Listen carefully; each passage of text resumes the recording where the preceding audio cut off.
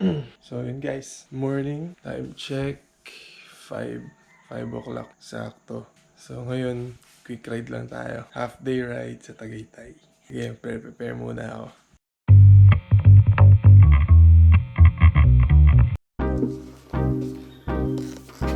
So yun guys, ay muna tayong water tops.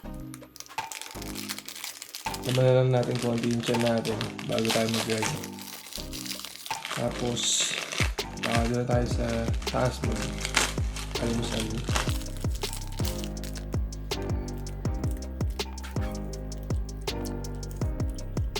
Mabilis ang ride lang to.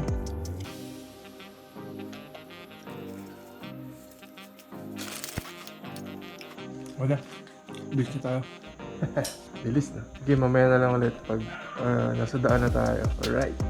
Dito ngayon tayo sa palabas ng Marcos Alvarez. So, medyo maaga-aga pa naman. Mga 5:30 pa lang siguro. Yan, may ilaw tayo. Mas maganda mas maaga para aga rin makabalik. Mulan pala kagabi. So, medyo maganda ang panahon. Sana hindi umulan. So, dito na tayo sa Marcos Alvarez. Yan, may mga bumabiyahing jeep na. Mabilis ang ride lang to. Half day. Cinderella tayo eh. So ayan, dito na tayo. Palabas na tayo ng Molino. Pagkahon dito, ayan, kung nakikita yung Jollibee, yan, dyan na yung kanto. Ito na. Sa kanto na tayo ng Molino Road.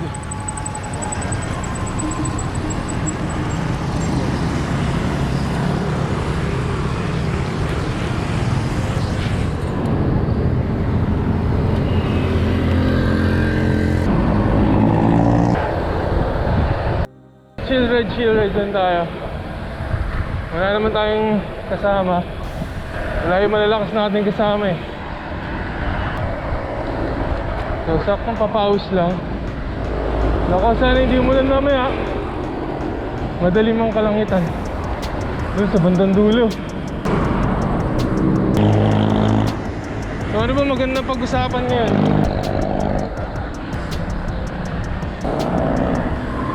So dito na tayo ngayon, malapit na Padaang Hari. Yung intersection ng Daang Hari Molino.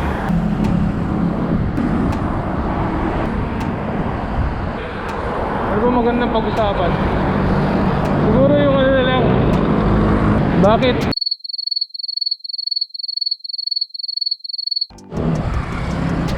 kaya lagpas na tayo ng Daang Hari intersection. Dito tayo sa Molino Road. Papaliparan na to. So ay, wala pa rin tayong topics.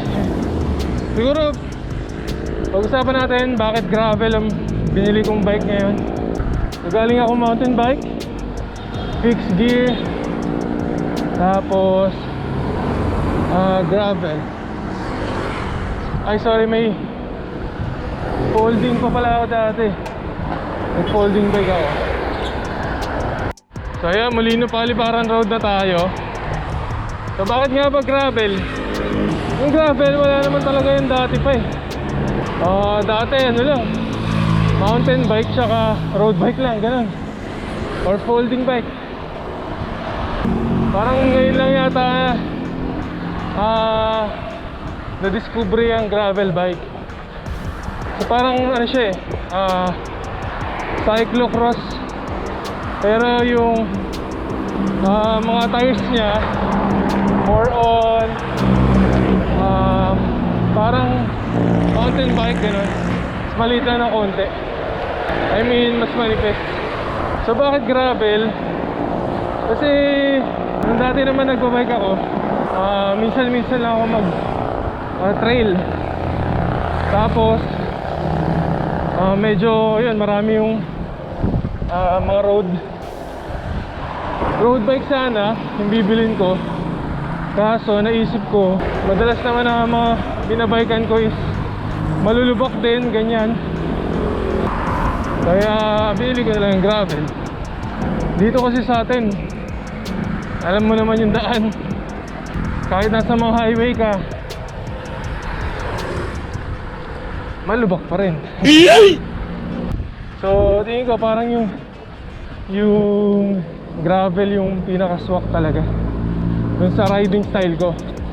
So depende naman yan sa ano nyo, preference nyo pa rin eh. So hindi ko naman sinasabi na gravel na yung bilhin yung bike sa mga nagbabalak pa lang bumili. Mas maganda ano pa rin, tanongin nyo yung sarili nyo saan nyo pagagamitin yung bike. So ako ginagamit ko to kahit saan.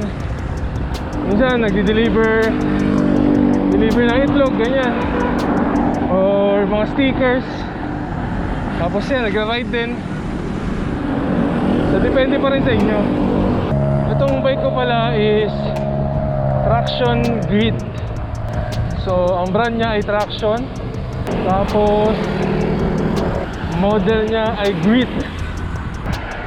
Meron pa to isang klase, yung Rolu o Rulo, nalimutan ko na. Basta yun, Traction ay parang not sure kung local brand to, Philippine brand, pero made in Taiwan ata, hindi ako nagkakamali. Parang matagal ko nang narinig yung Traction dati.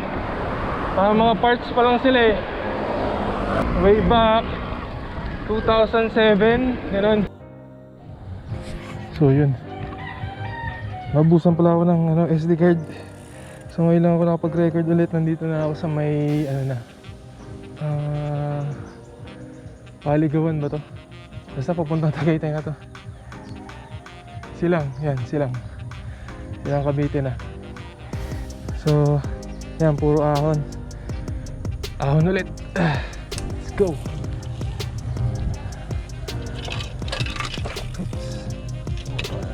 Shades ko.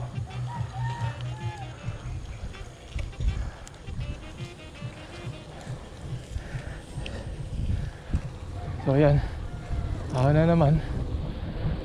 So guys, simula kanina pa ako ahon ng ahon eh. Hindi ko lang na-videohan.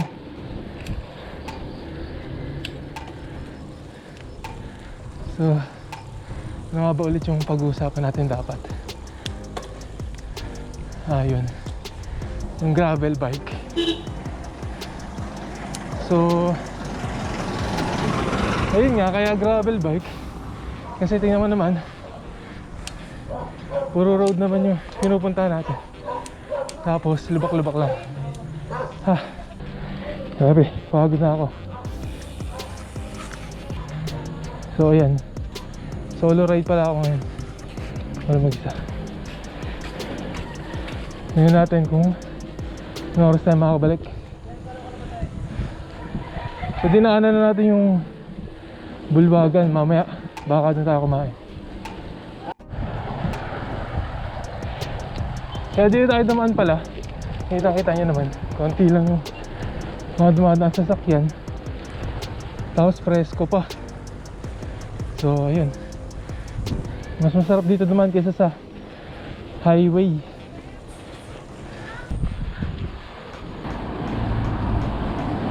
Bakit? Puro ahon.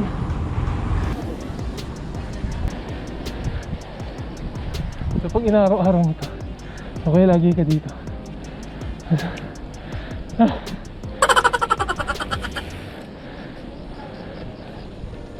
May ensayo ka talaga. Puro paakit.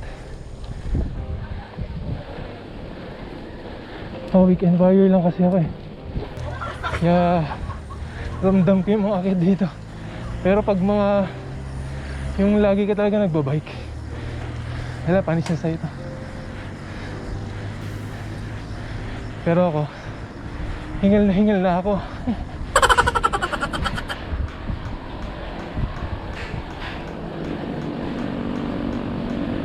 So yun, yung bike ko pala, yun nga, Traction Grit siya. So size 52.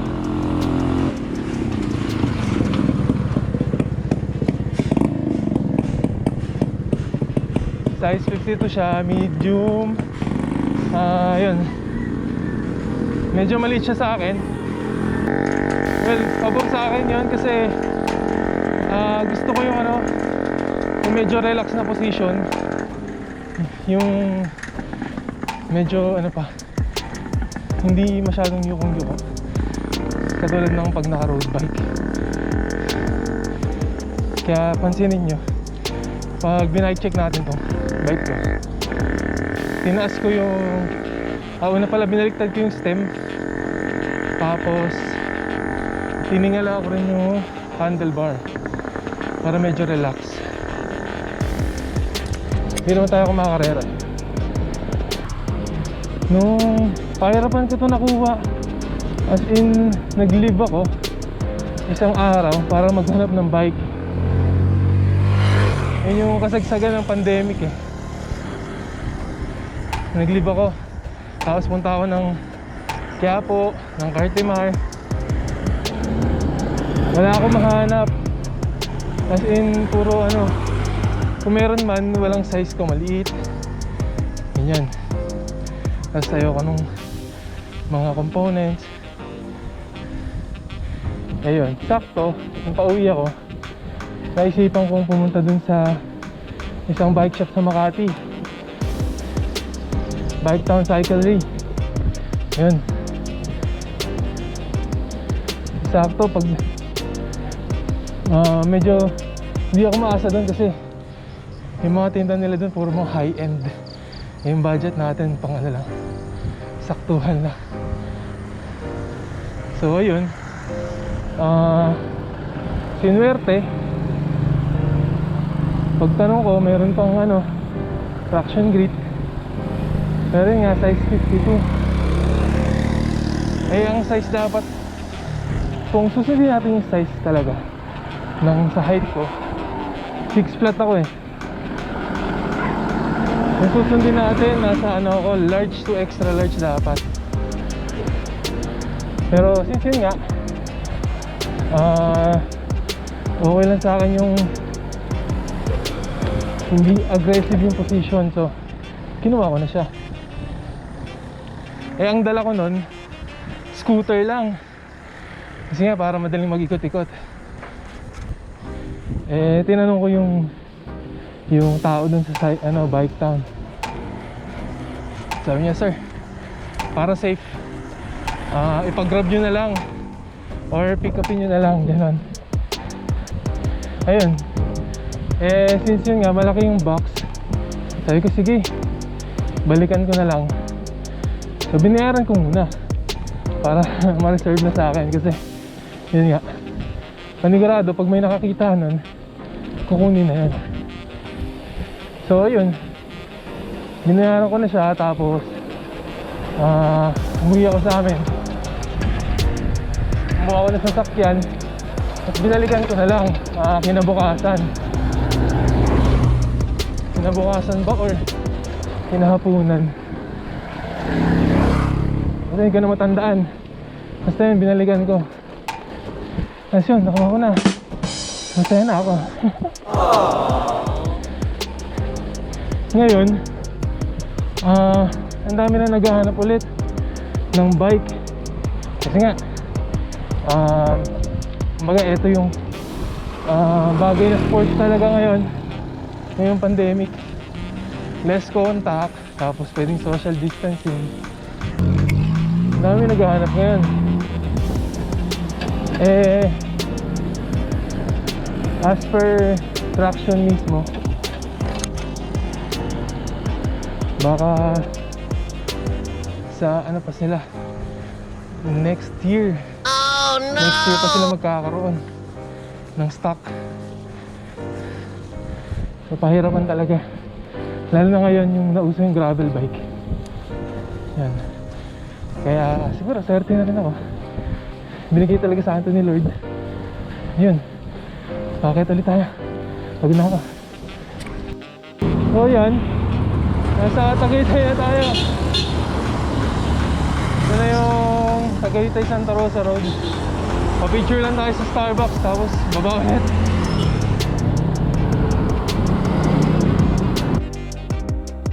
So, yun nga. Migil pa tayo doon, may tinulungan tayo na putulan ng kadena. Kaso problema, yung kadena niya nawala yung pin. So, buti na lang may extra siya. Yung pa naman yung pinakamahirap ikabit, yung pin na yun, kapag nasagad mo yung tanggal. So, pag ipapalit yung kadena, wag yung sasagarin yung pagtanggal ng pin para naka-align pa din siya. So, yun. Kaya late ako ngayon, makakauwi. Dapat, nasa ano na ako ngayon siguro, malino na ako. 9, ano na ba? 9:50, 9:50. Pero ayos lang yan. At least makakatuloy pa rin sila magtagaytay. Yung second time niya na daw eh, tapos yung isang kasama niya, first time yata. Sana mag-enjoy sila. Dito rin pala sa silang guys, marami ring mga halaman, tindang halaman. So silang na kasi ito eh, sa loob ng silang. So ayan, ito ayan, tindahan ng halaman. Sa gilid natin. Ayan.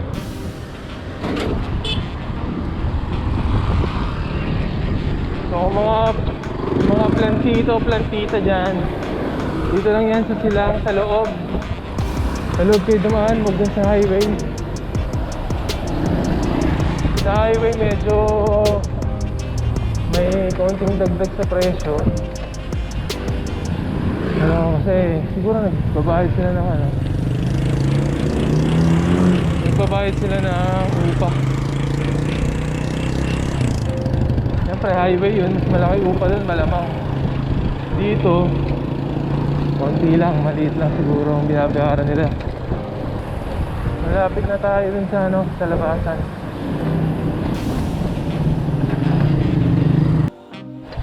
Na kaya gravel pinili ko.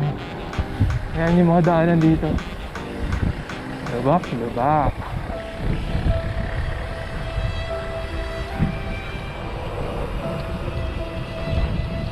Daming lubak, di ba? So, yung mga road bike, aarayin dito yung mga road bike.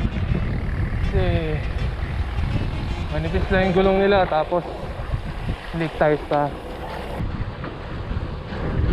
Anong oras na? 10:11 na pala. Mula dun sa kanina, tinulungan natin yung mga dalawang bata. Hanggang dito, parang 20 minutes lang. Ayan, kaya ayoko rin magpatanghali. Ayoko rin magpatanghali ng akyat. Kasi pag uwi mo, mainit na.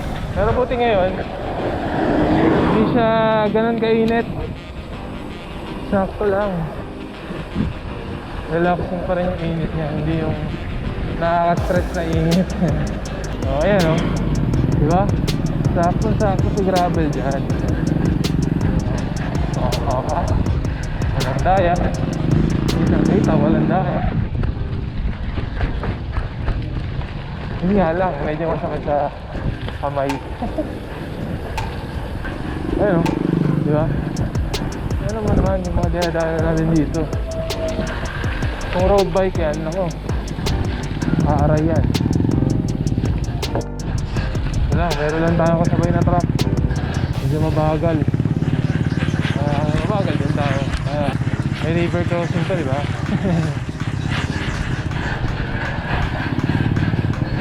Kung pumunta kami dito, marami kami nung kasama yung mga ka-office mate ko. Baha dito nun.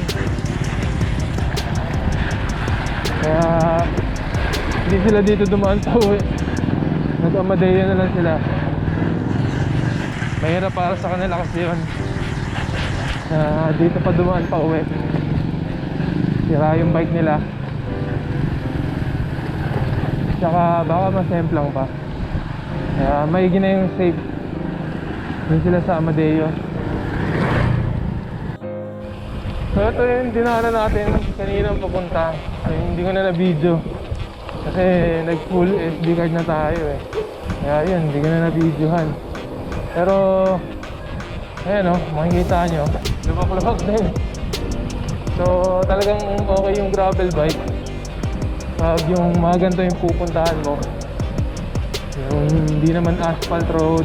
Kumbaga, pag mga gusto mo yung adventure talaga, well, pwede rin naman yung mountain bike. Kaso, mountain bike kasi, yung mga mid-end or low-end, medyo mabibigat. So, ito kasi yung gravel bike, medyo magaan din. Yun lang yung ano niya, magandahan niya compared sa mountain bike.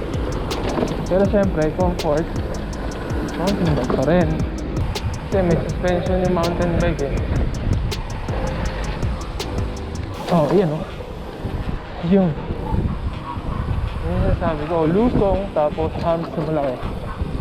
Ayan. Dito yung kawawa sila, ano, yung mga kasama namin. Sila Boss Maki. Saka yung mga temp namin. Mga naka-road bike kasi. Pero sa ahon na naman, easy sa kanila kasi ang gaan ng mga bike nun. So ayan, kita-kita nyo, ang ganda dito, di ba? Wala masyadong nadaan. Tapos presko pa. Hindi tulad dun sa Aguinaldo Highway. Pag doon ka dumaan ako, baka nasa paliparan ka pa lang, pagod ka na. Mainit na, tapos mapolusyon pa. Yung karamihan ng mga bikers dun pa rin yung dumadaan. Siguro hindi nila alam kung daan na to. Pero dito lang to, sa loob na sila.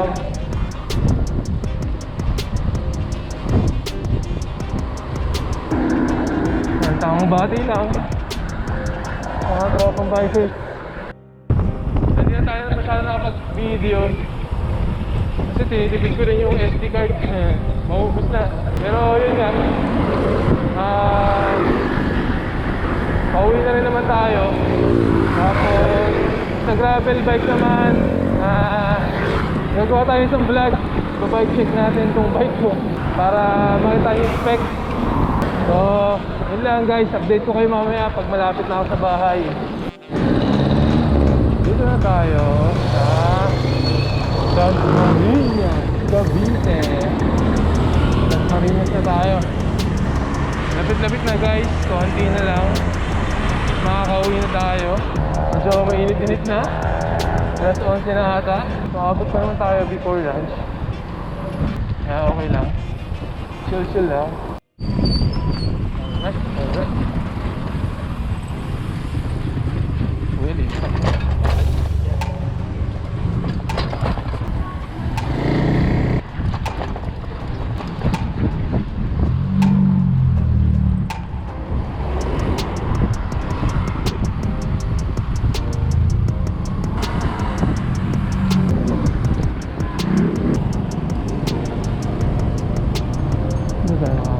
Ayan, dito tayo sa Solidarity Road. Ay hindi. Ay oo yata. Papuntang Marcos Alvarez na to. So dito ako dumadaan lagi pag galing akong Evilla. Nagdakaray na. Para hindi tayo dun sa highway. Dun kasi mainit at maraming sasakyan. Dito saktuhan lang.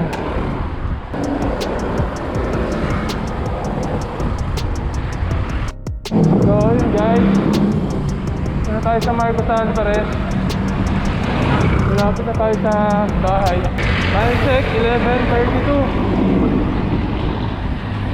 Pero mga before 12, bahay na tayo.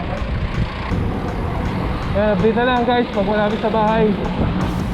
Yan pala, nasa Stargers na tayo. Dito sa subdivision natin. So yun guys, uwi na tayo.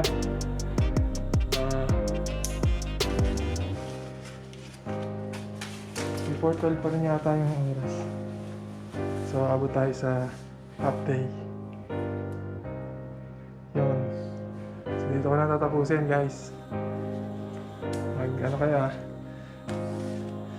mag-subscribe kayo sa channel ko. Tapos, comment and like na rin. Tapos, share nyo na rin. Alright? Yes, soon ulit.